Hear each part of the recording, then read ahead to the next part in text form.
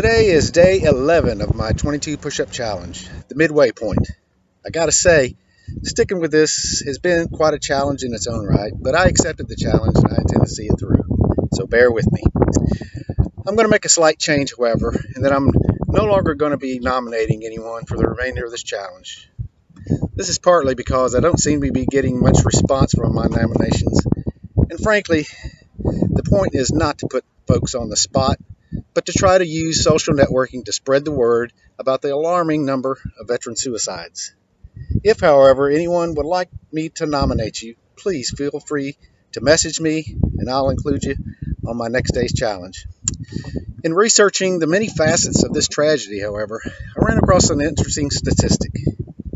The incidence of suicide among veterans is about 16% higher among veterans that were not deployed to combat zones as compared to those that were. Now, this is counterintuitive and kind of blurs the notion that PTSD is the major cause of these suicides. We're not completely clear on why this surprising statistic holds true. One theory is that those service members that are drawn into combat units have to pass more rigorous training than those that may have existing psychological issues which tend to wash out, and in these more highly specialized elite units, the ones most likely to experience combat scenarios. Another point that I've heard batted around, and another facet unrelated to PTSD, is that service members often experience a feeling of loss after separating from the military life.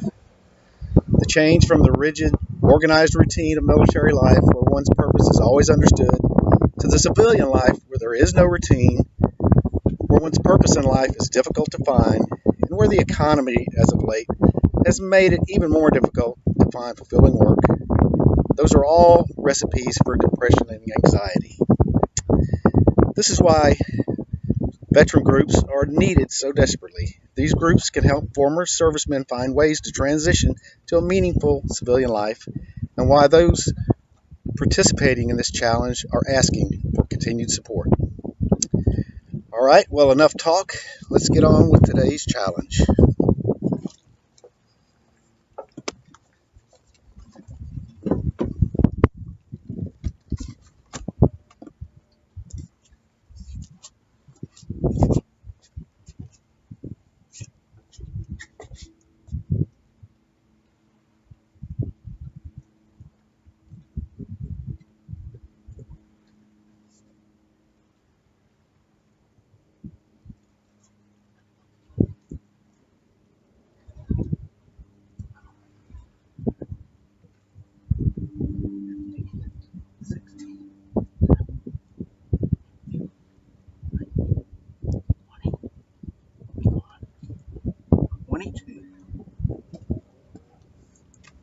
Y'all have a good Saturday.